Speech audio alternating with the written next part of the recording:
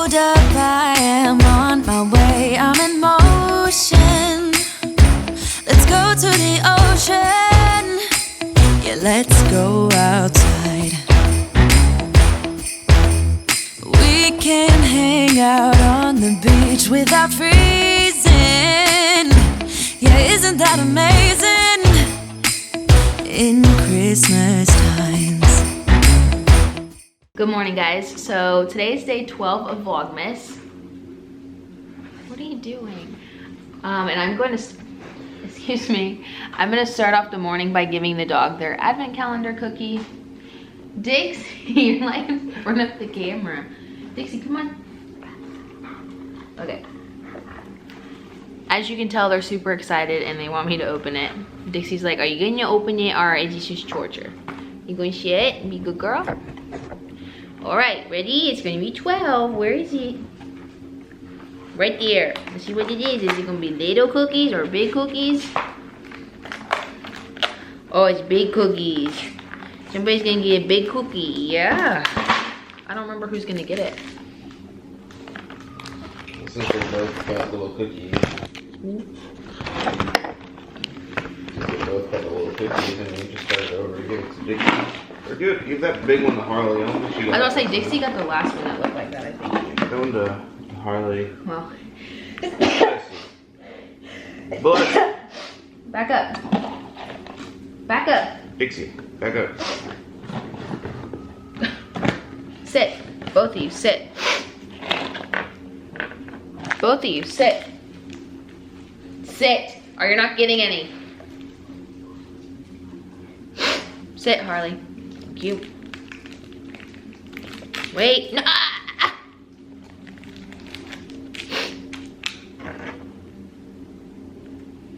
Me, gentle.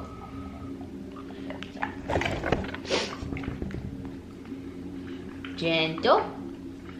Good. So she's like, that's a generic cookie. That wasn't the special one. She's like, what the hell, Ma?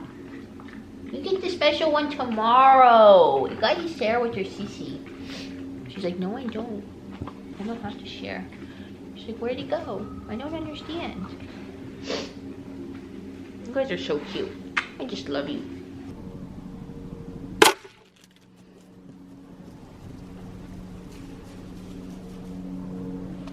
Harley, come here.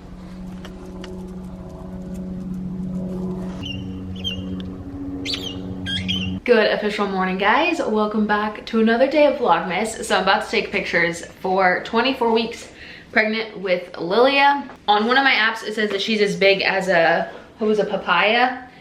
It said she was as big as a papaya, but that's like between 24 to 27 weeks. So I kind of went around the grocery store looking for something that was a little bit smaller than a papaya. And we found this pomelo, which we just found out is basically just like a really big version of a grapefruit. So this is what we're gonna compare her to.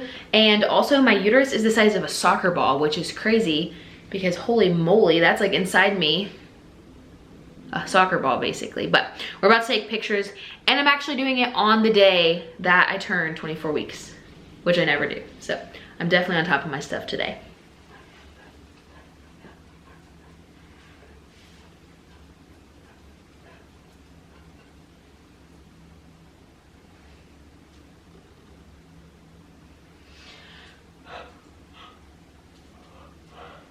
Sorry.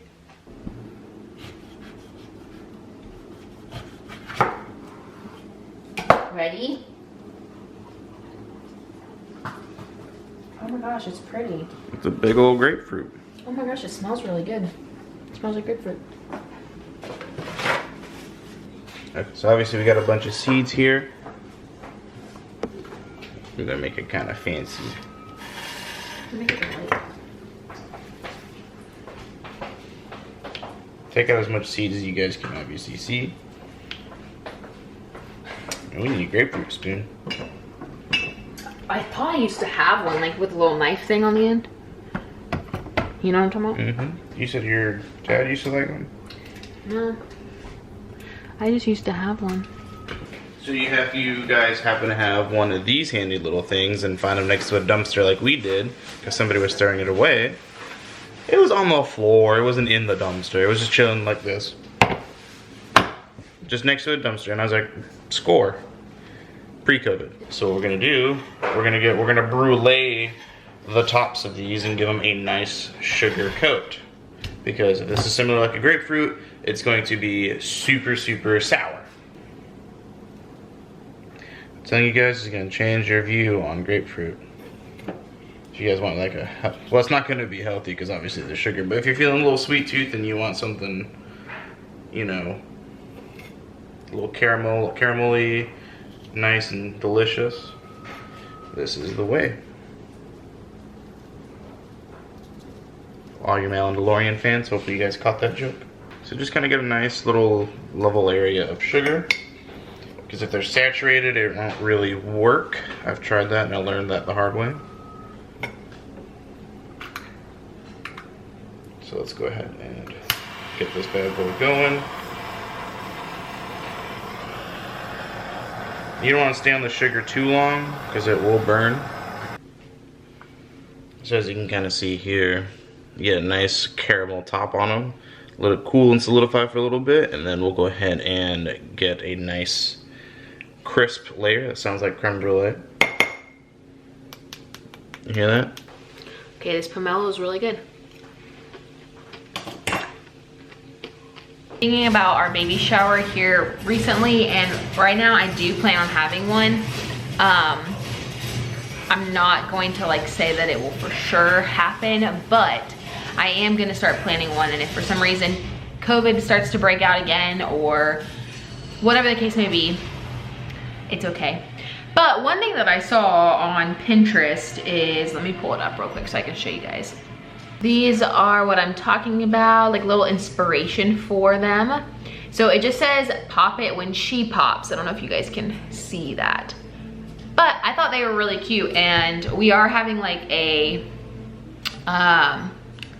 baby is brewing kind of theme.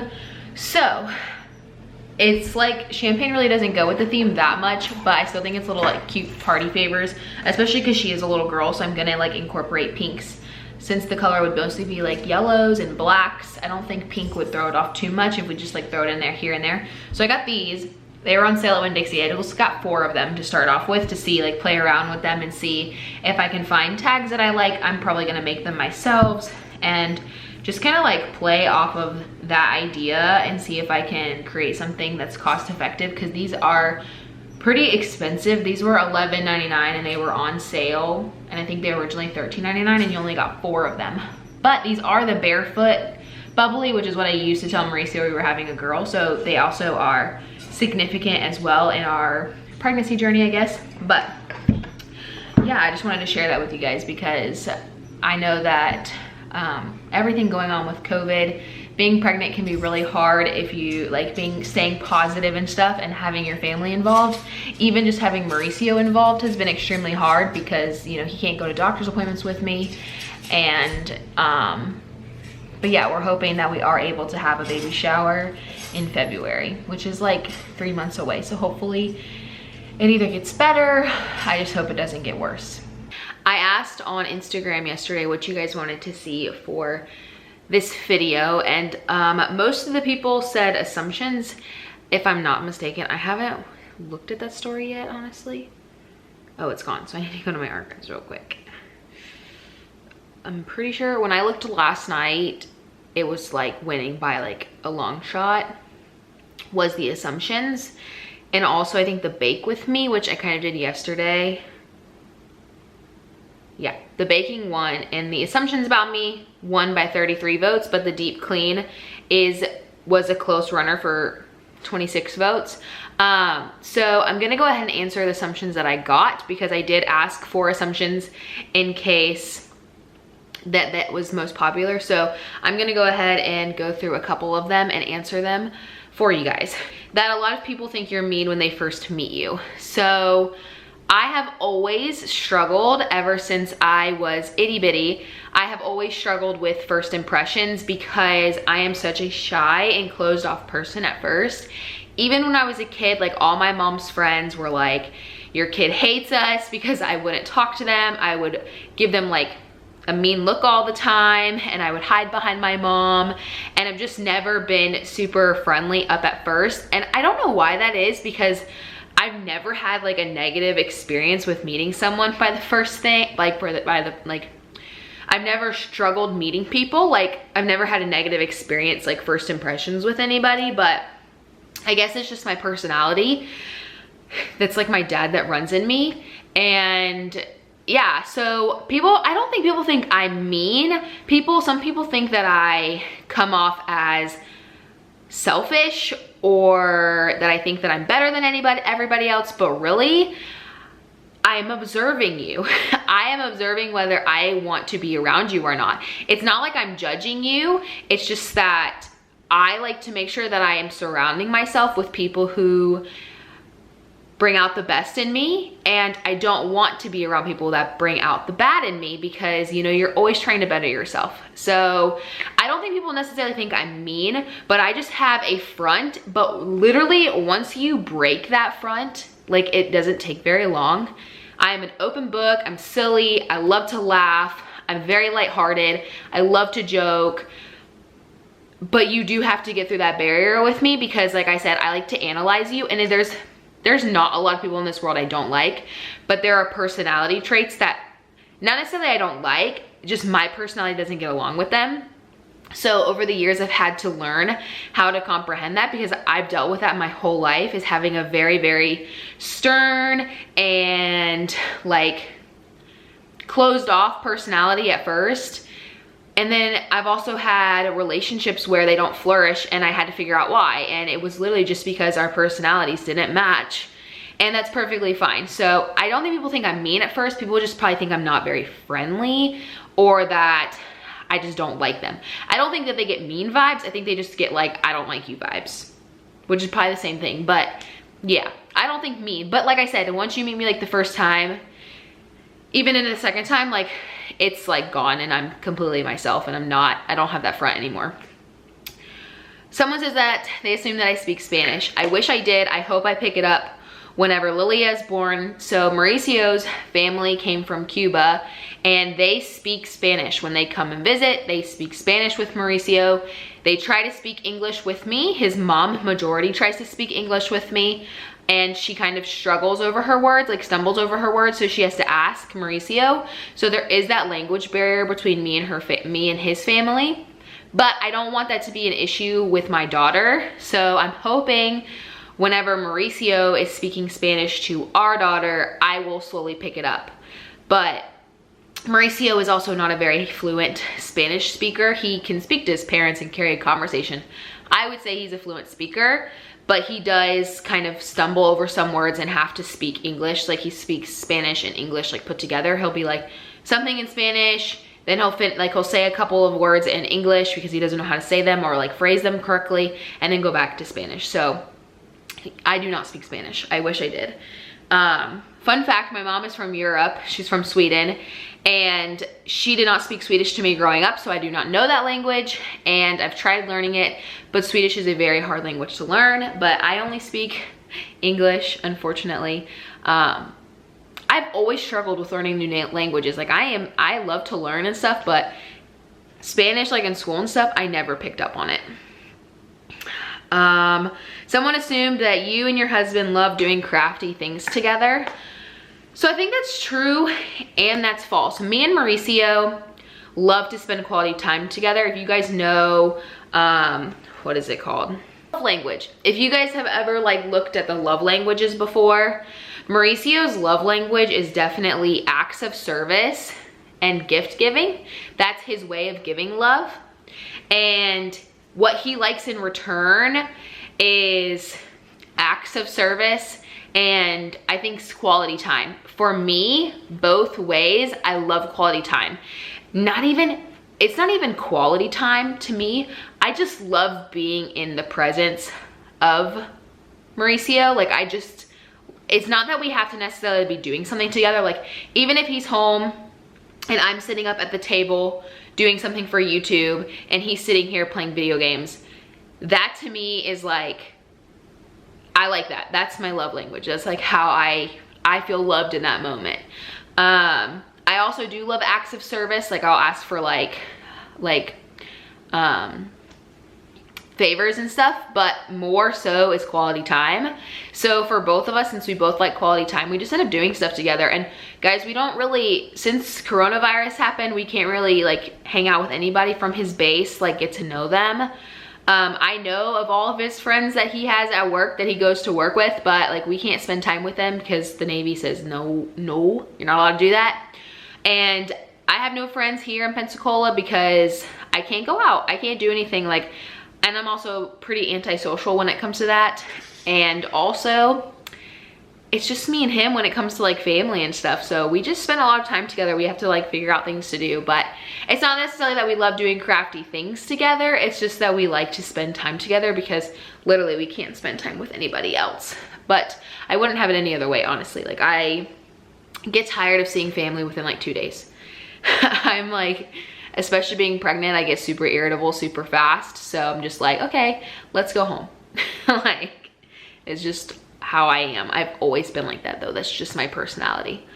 And the last one I'm gonna answer, or yeah, I guess like prove right or wrong answer, I don't know. You don't like to show that your house is perfect like other YouTubers I've seen. First off, I wanna say that my house is not perfect. It's not. I don't think anybody lives a perfect life. Everybody has flaws. Everybody has things that they're not happy with in their life and they're not satisfied on. And something that I really like, I've like have pregnancy brain so bad right now. The one thing that I've really stuck by the last couple of months, specifically the last month, is that any amount of growth in your life is still growth. So even if you grow just a little bit, in any aspect of your life, you're still progressing, you're still moving the right way. It doesn't matter how big, it doesn't matter how little, it's still a move in the right direction. And for me, my house is not perfect. I rent this house. We live in Milton, Florida. If you look it up, little town right outside of Pensacola. It's near the base. We're super close to the base. And we decided to continue to rent for the next 3 years because we don't want to settle down here. So my house is not perfect. It's not clean all the time because I like to say we live here. We do, we live here. And if you have a problem with coming to my house and it looking like I live here, I don't think I live in a pigsty. I don't think my house is dirty whatsoever. I keep up with the dishes, I clean the floors, I wash our bed sheets, I do our laundry. Like I keep our house, I pick up my house like every day, every other day. But I don't like to portray that my life's perfect because it's not, and it's not relatable content. It's not something that people would like to watch. I mean, I guess it is something you like to watch. Like if you watch reality TV and you see their life is perfect and stuff and they don't show you the flaws, you envy that. But I like it to be more relatable than like an envy kind of relationship with you guys. Like I'm just a young 23-year-old married mom to be, and I am navigating life just like any other young married mom to be. I may have my shit together in other places where someone might not have their shit together, but where places I don't have my shit together, someone else might have their shit together. And to me, this platform is not used to promote all the perfect things in my life. It's to create a community and a family where you can relate, you can be honest, you can be truthful, you can be, you know, 100% yourself. You don't have to be scared to be yourself. You don't have to be scared to cry. You don't have to be scared to be happy. You don't have to be scared to laugh. You don't have to be scared to be mad, because those are all valid emotions that the human body feels. So yeah, I just feel like that's not the kind of platform I want. And honestly, if I'm being completely honest, when I first started watching YouTube back in like my middle school days, that was what was a lot of online. But I'm so blessed and excited to see that throughout these different phases, I've always loved social media. People used to think I was crazy for it, but even when it wasn't a really big thing, I always was into it. But now that it is a big thing, I am happy to see that it's not such this perfect negative energy, because when social media first came out, I feel like it was like you can be anything you want on the internet, right? You can create a false reality, but now it's like, let me show you my real reality. So I feel like social media has evolved so much, excuse me, and I follow a lot of people where they're real with you. They're genuine with you. They show you their ups. They show you their downs. I follow people that have been through child loss. I have been some people who have been through depression and anxiety. I have seen people go through infertility. I have seen people go through moving. I've been seeing people go through deployments. I've seen people go through all sorts of things. And to me, I just love that, because whatever you're going through, you can usually find someone to relate to. And that's just amazing to me. So, you know, I've always been able to go onto the internet and find someone who's related to me, or like not related to me like blood, but like where I can relate to them in a situation. And I feel like that's helped a lot in my life, because, you know, when I lost my dad at 15, which is just an example, a lot of my friends had never experienced that. Like my mom had never experienced that. No one in my family had ever experienced that. So when I was able to go onto the internet and watch YouTube videos of other teenagers who have lost their parents, I was like, oh, okay, what I'm feeling is normal and valid, and it helped me grow as a person. But yes, I love social media for the most part, but there are flaws about it, but you just got to make sure you stay away from the negativity and the flaws that you don't like. But you can create a really good environment for yourself on social media. You just have to be very strict with it, and don't be scared to unfollow or even block. I've had to block people because I unfollow them and I envy their life and their feed and their Instagram and their following, and I look at that and I have to delete them and like unfollow them. But then I'll see them like randomly on like the For You page, not the For You page, but like the, what is it called on Instagram, where you can like browse. I've seen that, and to me, I just, that also like I just click on it again and scroll through it, and I go through those same emotions. So I've had to like block people just so that I don't have to see their content. So don't be scared to do that if you have to do that with somebody, or even if you have to do it with me. Like if that's the way it has to be in order for you to grow and you to develop as a person, that's what you have to do. But anyways, that's the last one I'm gonna answer. I'm sorry if I didn't answer you guys, as you guys left me a lot and I just can't get through them all. I've already filmed 20 minutes, so this video would be super long if I just kept answering them. But anyways, I hope you guys have a fantastic day, and I will see you guys in the next one.